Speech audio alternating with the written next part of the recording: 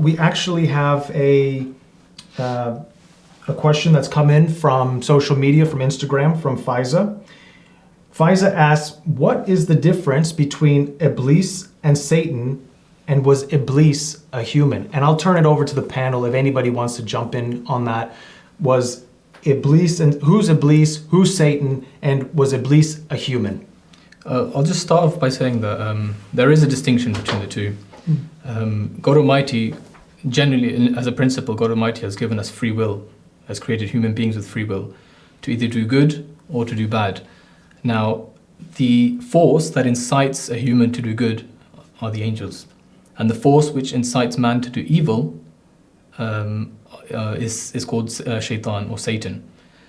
But Iblis, now when we're talking about Iblis, it is specifically mentioned in reference to when God Almighty was talking about Adam, the Prophet Adam. And when he was talking about the angels submitting to Adam. And there was one who did not, and that name was Iblis. So the word Iblis actually comes from the root of to despair of the mercy of God. So he was that being, that entity, which despaired of God's mercy and said, I will refuse to do that because I don't feel that I feel I'm better than that. It was his arrogance that destroyed him.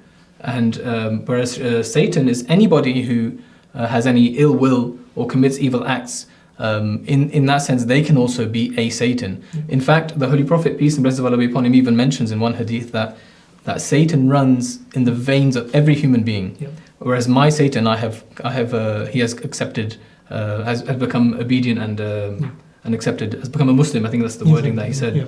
So in that sense, God Almighty is showing to us that each and every one of us has that will within us, or that force within us to do evil, but at the same time, there is that force to do good, and that is the angels, and that's Satan. So that's the difference between Iblis and Satan. Yeah.